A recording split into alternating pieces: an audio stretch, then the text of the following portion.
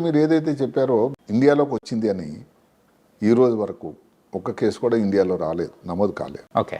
అయితే ప్రాబ్లం వల్ల ఏమిటంటే మొట్టమొదట మీరు చెప్పినట్టుగా ఎక్కడ ఆఫ్రికాలో ఉంది, central Africa, western Africa, Congo, Burkina Faso, Kenya. అక్కడ నుంచి నెమ్మదిగా కొన్ని వారాల క్రితం స్వీడన్, యూరోప్లో ఒక కేసు వచ్చింది. తర్వాత మన పొరుగు దేశం పాకిస్తాన్. ఇప్పుడు పాకిస్తాన్లోనే ఏదైతే పాకిస్తాన్ ఆక్రమిత కశ్మీర్ ఉందో నిన్న ఒక కేసు అక్కడ నమోదైంది. అలాగే అక్కడ ఒక ఖైబర్ పఖ్తూన్వా ఒక ప్రావిన్స్ అని ఉంటుంది, అది కూడా పక్కనే, అందులో 3 కేసులు ఉన్నాయి. అంటే ఇప్పుడు మనకు సరిహద్దు ప్రాంతం పక్కన ఉండే అది ఏంటి నడుచుకొని వచ్చేస్తారు కదండి, 4 కేసులు అక్కడే నమోదైంది. అంటే కాశ్మీర్లోకి రావడానికి ఎంతో టైం పట్టదు. సరిగదా కాశ్మీర్లో ఎలక్షన్స్ దగ్గరలో రాబోతున్నాయి, క్యాన్వాసింగ్ భారీ ఎత్తున అంతా మొదలైపోయింది. ఇలాంటి సమయంలో భారతదేశానికి రావడానికి అవకాశం లేదు అని చెప్పలేము. ఇప్పుడు వరకైతే మాత్రం భారతదేశంలో ఇంతవరకు ఒక కేసు కూడా నమోదు కాలేదు. ఓకే. అయితే ఎందుకు మరి ఇదంతా అందరు భయపడుతున్నారు? భయపడాల్సిన కారణాలు ఉన్నాయి. ఎందుకంటే 2022లో ఈ మంకీ పాక్స్ అని చెప్పడానికి లేదు ఇప్పుడు, ఎందుకంటే దానిని ఎంపాక్స్ అని చెప్పాలి. ప్రపంచ ఆరోగ్య సంస్థ వాళ్ళు ఏం చెప్పారంటే మంకీ పాక్స్ అంటే కొంతమంది మనోభావాలు దెబ్బతింటున్నాయి, కొంతమంది తెగల వాళ్ళు దానికి అబ్జెక్షన్ చేశారని చెప్పి దాన్ని కుదించి ఎంపాక్స్ అని చెప్పారు. మనం ఎంపాక్స్ అని మాట్లాడుకున్నాం. ఓకే. ఎంపాక్స్ అనేది 2022 వరకు ఎవరు పట్టించుకోలేదండి. ఆఫ్రికా ఖండానికే ఉంది, మనకెందుకులే, ఎక్కడో ఇబ్బంది జరుగుతుంటే మనకెందుకు అని. ఎప్పుడైతే సంపన్న దేశాలు 2022లో దానికి ఇబ్బంది పడ్డాయో భారతదేశం కూడా కేరళలో దగ్గర 30 కేసులు నమోదయ్యాయి. అందులో 10 మంది జరిగిపోయారు కూడా. అప్పుడు ఇంకా అందరికీ సంబంధించింది అని దాని గురించి. ఇప్పుడు పరిస్థితి ఏమిటి? ఎవరో ఇంత చెప్పినట్టు ఎవరింట్లో అగ్గిపడింది మనకెందుకులే అని అలా వదిలేశారు. ఇప్పుడు అందరూ కూడా భయపడుతున్నారు. ఎప్పుడైతే ఈ ఆఫ్రికా ఖండం దాటి, సరిహద్దులు దాటి, ఎల్లలు దాటి యూరోప్లోకి ప్రవేశించిందో, ఏషియా ఖండంలోకి వచ్చిందో, ఇంకో కేసు మధ్యలో థాయిలాండ్లో నమోదైంది. అంటే అలాగలా వస్తున్నప్పుడు ఇంకా భారతదేశానికి రాదు అనడానికి లేదు. అందుకనే భారత ప్రధానితో సమేతంగా అందరూ కూడా అప్రమత్తమై ఆయన ఇంకా ముందు పోలాండ్ వెళ్ళే ముందు ఒక మీటింగ్లో ఆయన హెడ్ చేశాడు మీటింగ్, అందరికీ ఇన్స్ట్రక్షన్స్ ఇచ్చాడు.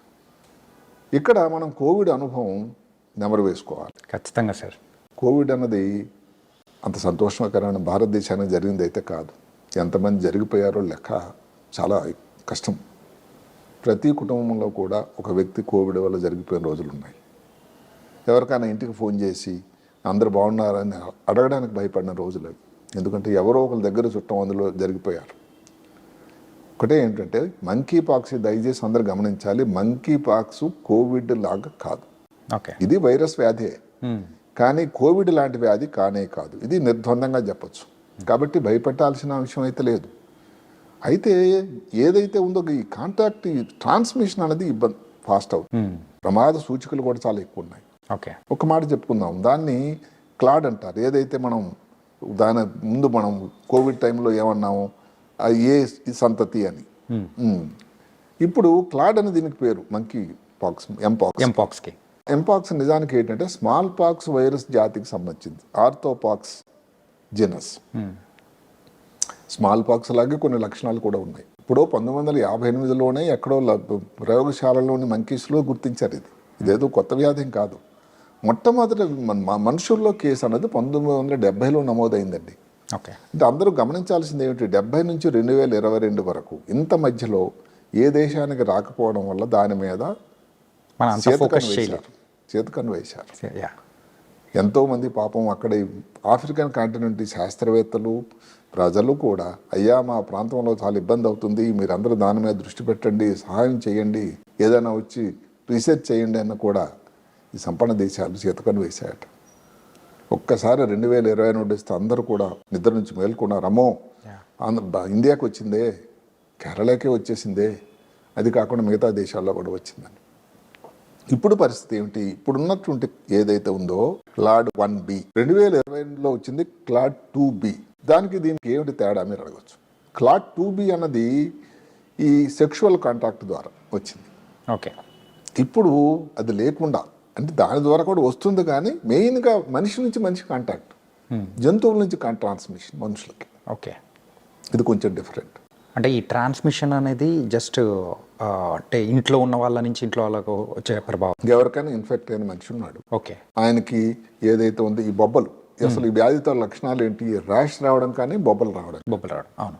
బొబ్బల నుంచి ఏదైనా రసిలాగా వస్తుంది, ఆ రసిలో వైరస్ ఉంటుంది. ఓకే, దాన్ని ఇప్పుడు మాటకు ఆ రూమ్లోనే కొంతమంది ఉన్నారు, ఆ బెడ్షీట్లు లేకపోతే ఈ బ్లాంకెట్లు అవే వాడుతూ ఉన్నారు, వాళ్ళతో దగ్గర తగిలింది, వీళ్ళకి రావడానికి ఆస్కారం ఉంది.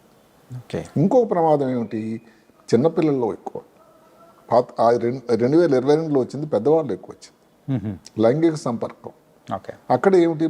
పాతకాలంలో వచ్చింది ఈ జననేంద్రియాలు ఏవైతే ఉన్నాయో ప్రైవేట్ పార్ట్స్లో ఈ రావడం బొబ్బలు, అదే కాకుండా బుధమ ఆ ప్రాంతంలో కానీ గొంతుల్లో కానీ నోట్లో కానీ అలా. ఇప్పుడు ఎక్కువ శాతం వచ్చేది పామ్స్, సోల్స్లో, శరీరంలో మిగతా భాగాలు కూడా వస్తున్నాయి, ఎక్కువ ఈ ప్రాంతంలో.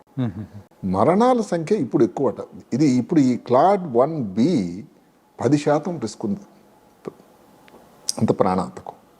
అందువల్ల అందరూ కూడా వరి అవుతున్నది ఇప్పుడు ఇది. డైరెక్ట్గా వైరస్ వల్ల కాకపోయినా వైరస్ వల్ల ఎవరికైతే సూపర్ యారిడ్ ఇన్ఫెక్షన్ అంటాం, లంగ్స్లో ఇన్ఫెక్షన్ వచ్చింది, బ్రెయిన్లో ఇన్ఫెక్షన్ వచ్చింది, దానివల్ల ప్రమాదం జరుగుతూ ఉంది.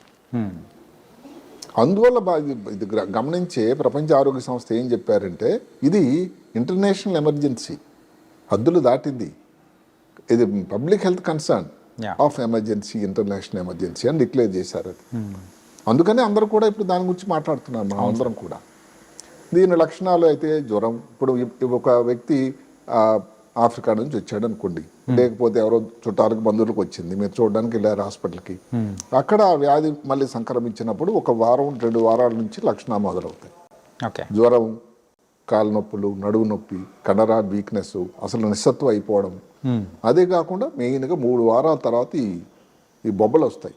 చికెన్ పాక్స్ వచ్చినప్పుడు చికెన్ పాక్స్ చిన్నవి, స్మాల్ పాక్స్ రోజులు ఇప్పుడు మీరు చూడలేదు, నేను చూడలేదు, కానీ స్మాల్ పాక్స్ ఒకటి ఉండేది, చాలా పెద్ద పెద్ద బొబ్బల్లాగా వచ్చేవి, బ్లిస్టర్స్. చికెన్ పాక్స్లో చిన్నవి, అది పెద్ద అంత ప్రాణాంతం కాదు. స్మాల్ పాక్స్లో ప్రాణాన్ని కోల్పోయారు. అదే కాకుండా కంటిలో వచ్చినట్టు కంటిలో చూపు కూడా పోయేది. అదృష్టవశాత్తు ఎంపాక్స్లో కంటిలో రావడానికి ఇంతవరకు దాఖలాలు లేవు. సో దీని లక్షణాలు వేరు. దీనివల్ల ఇబ్బంది వల్ల ఇన్ఫెక్టివిటీ చాలా ఎక్కువ ఉంది. అలాందువల్ల ఇప్పుడు గ్లోబల్ ట్రావెల్ మొదలైంది, ప్రపంచం అంతా ఓపెన్ అయింది, ఎవరు ఎక్కడి నుంచైనా ట్రావెల్ చేయొచ్చు. మీరు మా దేశానికి రావడానికని లేదు కదా, కోవిడ్ అంత కాదు కదా. ఇప్పుడు కోవిడ్ టైంలో ఇంకా ఫ్లైట్లన్నీ క్యాన్సిల్ అయిపోయింది, మన అమెరికా వెళ్ళాలంటే లేవు, సపరేట్ పర్మిషన్, ఇంకేదో దేశం వెళ్ళి ఉండాల్సి వచ్చేది. ఇప్పుడు అలా కాదు, ఎవరో ట్రావెల్ చేస్తున్నాడు. అందుకని భారతదేశం ముందు జాగ్రత్తగా ఏం చేశారంటే, ఒక గవర్నమెంట్ ఆఫ్ ఇండియా నుంచి NCDC, national centre for disease control అని ఒకటి ఉంది. వాళ్ళు కొన్ని నిర్దేశికంగా అడ్వైజరీ ఇచ్చారు. నిర్ణయం ఏమిటి అడ్వైజరీ? ఎయిర్పోర్ట్ దగ్గర లేకపోతే సీపోర్ట్ దగ్గర ఎవరైతే సిక్ పేషెంట్ వచ్చాడో వాళ్ళని ఐసోలేట్ చేయాలి, వాళ్ళని ఐడెంటిఫై చేయాలి. లక్షణాలు ఉన్న వాళ్ళు కానీ సస్పెక్టెడ్ కానీ వాళ్ళని సపరేట్గా ఐసోలేట్ చేయాలి, టెస్టులు అన్నీ చేయాలి, వాళ్ళకి ప్రివెన్షన్ కోసం ఆలోచించాలి. అందరికీ కూడా ఆ చుట్టుపక్కల ప్రాంతాలకు అందరూ ఇక్కడ కేసు వచ్చిందని అందరినీ నమోదు చేయాలి. అదే కాకుండా హాస్పిటల్ ఎక్కడెక్కడైతే ఉన్నారో ఇన్ఫెక్షన్ కంట్రోల్ మెజర్స్ తీసుకోవాలి అని ఇవన్నీ కూడా ఒక అడ్వైజర్ కూడా ఇచ్చారు. అదే కాకుండా ఒక 3 ముఖ్యమైన భారతదేశంలోనే నోడల్ సెంటర్స్ క్రియేట్ చేశారు.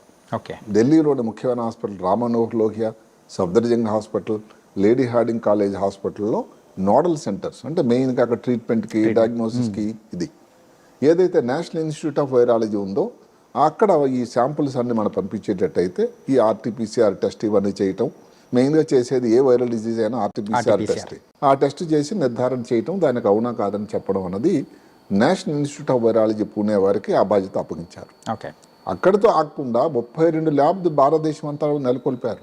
అంటే ఎంపాక్స్ని గుర్తించడానికి ఉపయోగపడే పరీక్షలు ఉండేటువంటి అన్ని సౌకర్యాలు. అదే కాకుండా ప్రతి రాష్ట్రంలో ప్రతి జిల్లా హెడ్ క్వార్టర్స్లో కూడా ఇలాంటి లక్షణాలు ఏదైతే మనం చెప్పుకున్నామో ఉండేటట్టయితే ఇది కావచ్చేమో అని గుర్తించి పక్కనున్న పెద్ద కేంద్రానికి చెప్పాల్సినటువంటి బాధ్యత అక్కడ మెడికల్ ఆఫీసర్స్ కూడా ఉంది అని. సో ఇదే భారతదేశం తీసుకున్నటువంటి ముందు జాగ్రత్తగా చర్యలు. ఇవన్నీ వింటూ ఉంటే మరొకసారి మనమైతే 2020లో వచ్చిన కోవిడ్ పరిస్థితులు మళ్ళీ వస్తాయేమో అని ఒక భయాన్ని కల్పిస్తున్నాయి అదే ప్రేక్షకులు ఒకసారి భయం వచ్చిన తర్వాత జనం అంత ఈజీగా మర్చిపోలేరండి. మర్చిపోరు సార్. అది ఒక పీడకల లాంటిది అది.